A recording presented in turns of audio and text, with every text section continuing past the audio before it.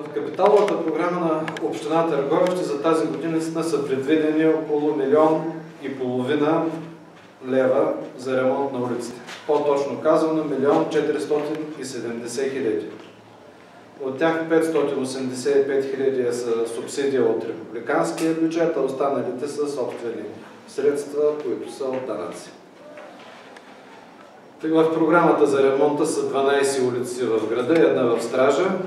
В момента извършваме кърпежи на улици, които са част от републиканската пътна инфраструктура. Това е от околовръстното, от кръговото на военния завод до края на улица Паисия през Стария Бряст.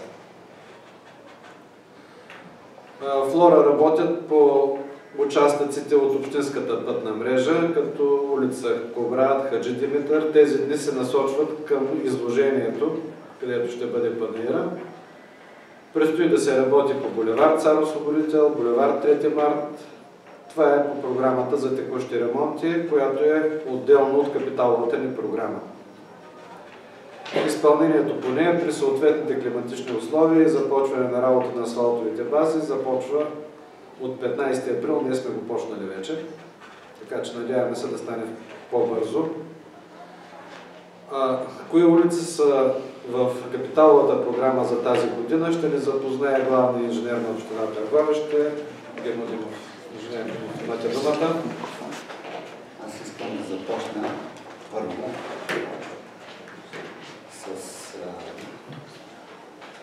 така да се каже, едно извинение към гражданите на град Търговище, че ще им причиним известно неудобство с намесата, с началото на строително-монтажните работи по възстановяване на улиците и същевременно да ги призова за съдействие. Смисъл, освобождаване на улиците от коли и така. Те нашите приоритети ще минават, ще уточняват нещата, но молбата е към тях за съдействие. Искам по одобрената капиталова програма, искам да започна първо с общинската пътна мрежа. В капиталовата програма са включени два пътя. Един е разбойна Стража Черковна. Цялостно преасфалтиране на участък около километър и половина. Те ще бъдат определени са най-лошите участъци, като са 5 такива участъка определени, които ще бъдат маркирани при началото на строително-монтажните работи. Другия път е бряг съединение. Парите за ремонт са 280 000 лева, като пак говорим за цялостно преасфалтиране на участъци. И участъците там са 3. Предварително пак по същия начин ще бъдат уточнени. Това е за общинската пътна мрежа. Доктор Димитросов мина за уличната мрежа в град Търговище. Общо са 12 улиците, които са включени в капиталовата програма на общината на обща стойност 1 470 000 лева. Като общо разстояние ще бъде извършено цялостно преасфалтиране на улиците, не кърпежи, като общата дължина на уличната мрежа, която ще бъде цялостно преработена, е около 5 км. И искам да запозная гражданите с броя на улиците и наименованията точно на улиците, които ще бъдат обработени. Значи, това е булевард Сюрен. От магазина на ЦБА до улица 3 март. Тя е с дължина 820 метра. Улица Марица и улица Ялов. Това е близо до квартал Малчо Младши, двете улици, които останаха недовършени от миналогодишната интервенция в този квартал. Значи едната е с дължина 200 метра, другата е с дължина 162 метра. Следващата намеса е в улица Кюстенджа, от улица Васил Левски до Стефан Караджа. Тя е с дължина 440 метра. Другата улица, която остана пак от миналогодишната програма незавършена, поради намеса на водния цикъл, това е улица Иван Асен с обща дължина 140 метра, цялостно преасфалтиране там. Улица Раковска, по същата причина, тя беше заложена в програмата за 2015 година. Не се изпълни поради това, че в първи момент не излязаха пробите на поводния цикъл и се наложи тая година да я включим в програмата пак за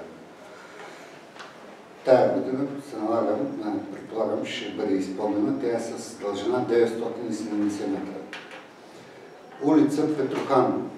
Няма намеса по водния цикъл. Тя е от улица Шейно до улица Славянска с малка дължина 115. Там сме предвидели почти половината има изградени бордюри, другата половина няма и основа. Значи изцяло почти да изградим нова улица с основа, с бордюри от едната страна и цялостно асфалтиране.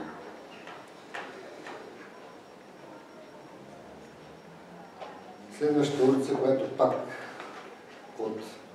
тя е от 3 години в капиталовата програма, улица Беласица. От 3 март до улица Пирин и посоката до Цар Освободител. Там води в тупик. За тая година е заложена с обща дължина 290 метра. Така да се каже, най-сериозната задача за тая година е улица Опалченска. Тя е с дължина километър и 50 метра.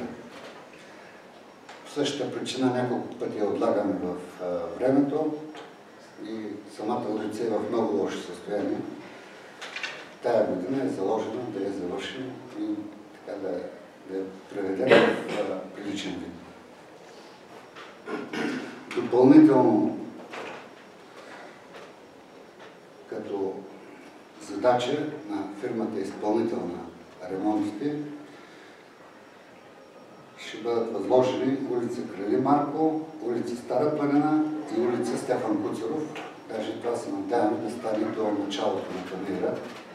Те 3 улици са в този участък към Панаира. Значи общата тяхна дължина е 670 метра или за 115 000 лева е допълнителна работа. По селата в капиталовата програма имаме за тази година единствено заложено едно село. Това е Стража и улицата е Георги Марков за 50 000 лева. В много лошо състояние. Това е изхода точно към Черкона от центъра на селото. Цялостно ще бъде ремонтиран, цялостно преасфалтиране ще има на един участък от 180 метра. Няма да можем да я направим цялата от центъра до това, но лошия участък, който е от реката до изхода на главния път, ще бъде извършен. Това е по асфалтиране на улици в цялостно асфалтиране, тук говоря, на улица в град Търговище. Сега искам да спомена, да кажа няколко думи за кърпежите. Те почти вече приключиха по републиканската част в урбанизирана територия. Значи, това говорим за улица Костенджа, улица Полисии, булевард Митрополит Андрей и Александър Стамбулийски до кръговото. Днеска приключва кърпежите, изпълнява се от фирма БКС по договор. Това е по споразумителен протокол с Агенция Пътна инфраструктура. Парите са от агенцията. Възстановяването на базата на протокола се изпълнява от общината. И другите кърпежи по уличната мрежа се изпълняват от общинско предприятие Флора. Има такова създадено звено. Играли сме поръчката за асфалтови смеси и с тяхното звено правим кърпежите по улиците в Търговище. На първо место поставяме акцента върху основните транспортни артерии, които са най-натварени. Почти минаха, говоря за Христо Ботев, Велико Търново, Гладстон. в момента са в панерната част, а след това ще продължат с сходната артерия, булевард Царовско Родител. Общо, като кърпежи до момента са изпълнени от фирма БКС около 660 квадратни метра кърпежи по републиканската част от пътната мрежа и около 550 от общинско предприятие Флора в град Търговище, по улиците, които ви казах.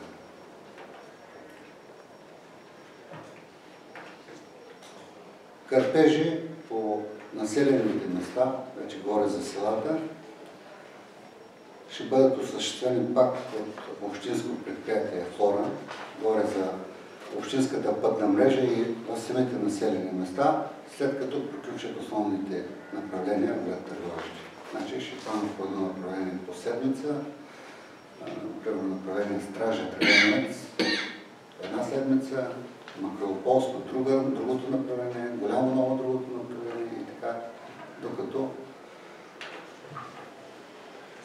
по-правим горе-долу нещата. Говорим от трети Китанчев до околовръстното трети. Значи, тя улицата е включена в интеграционния план. В региони в растеж е включена. Ще стане, може би след година и половина, може би ще започнем изграждането на цялостен ремонт на тази улица. И затова сме оставили, искахме да я направим, но е включена в региони в растеж. Сега на този етап, каквото можем с изкърпване, разбира се, не споменах тук, че пропаданията по водния цикъл, фирмата от този месец ще започне работа по възстановяване на пропаданията и там, където не успяха поради зимния период да се свършат нещата. Описано е с протокол. Надяваме скоро време да започнат. Все още не е започнала базата на пътен инженеринг да работи пътна смес за кърпежи. Ние нашата база малко да пресилихме общинската на БКС Търговище. Ще започнем по-рано с цел да стартираме на време кърпежите. Времето ни изигра малко шега. Имаше около седмица и нещо, не можахме да работим, въпреки че бяхме посреди базата. А път инженеринг ще започнат от 15-ти да работят вече с плътна смес и тогава ще се активира цялостния, така да се каже, строителен процес по възстановяване.